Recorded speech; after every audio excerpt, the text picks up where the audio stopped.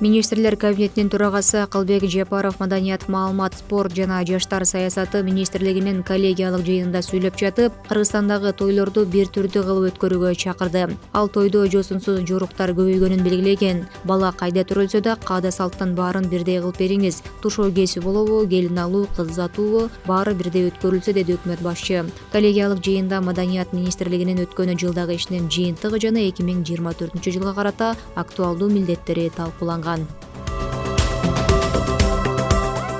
Кыргызстандын Жогорку Кеңешинин төрагасы Нурланбек Шакиев менен Монголиянын улуу мамлекеттик куралынын төрагасы Гомбожавын Зандан Шатар эки өлкөнүн парламенттер аралык байланышын өнүктүрүүгө багытталган меморандумга кол коюшту. Жогорку Кеңештин басма сөз кызматынан билдиришкендей, меморандумда Кыргызстандын Жогорку Кеңеши менен Монголиянын улуу мамлекеттик куралынын ортосунда кызматташуу боюнча комиссияны түзүү маселеси камтылып, ар тараптуу алакаларды арттырууга багытталган ченемдер киргизилген. Анын ичинен тармактык комитеттердин, депутаттык достук топторунун ортосунда тыгыз кызматташтыкты калыптандыруу жана эл аралык алкактагы байланыштарды чыңдоо тууралуу макулдашуулар белгиленген. Бийлик Кыргызстандагы 3 жерде алтын кенин казууну пландап жатат. Бул тууралуу Кыргыз алтын ишканасынын директору Кубат Абдраимов кабар агенттигине берген маегинде билдирди. Анын айтымында бул долбоорлор жакынкы 5 жылда ишке ашырылмакчы. Алтын казыла турган жерлер Алай районундагы Каракала терек кени, алтындын болжолдуу запасы 2,8 тонна. Баткендеги Чукуш кенинде чалгындоо иштери жүрүп жатат. Ал эми Кемин районундагы Мирановка кени запасы 2,6 тоннаны түзөт. Алтын казуудан тышкары 2 кварц кенин иштетүүнү пландап жатабыз. Бүгүнкү күндө бизде керектүү кадрлар жана техникалык потенциал бар, деди Абдраимов.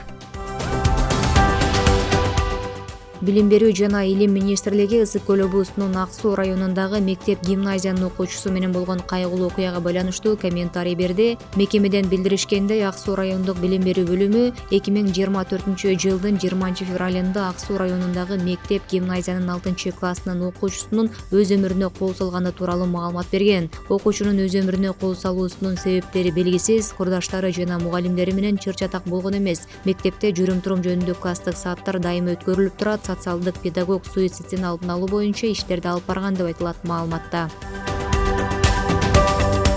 Бишкектен 1-май райондук ички иштер башкармалыгынын кызматкерлери шаар тургунуна телефон чалып, банк эсебинен $1400 чыгарып алган деп шек сыналган адамды кармашты. Аталган райондук ички иштер башкармалыгынан кабарлашкандай, мындан тышкары шектөө жабырлануучунун атынан тиркеме аркылуу 2 банктан жалпы суммасы 119.600 сомдук насие акча алууга жетишкен. Маалыматка ылайык, шектөө жабырлануучуга өзүн банк кызматкеримин деп тааныштырып телефон чалган. 25 февраль күнү кармалган шектүү 19 жаштагы жарандан башка алдамчылыктарга тиешеси бар жоктугу иликтенип жатат.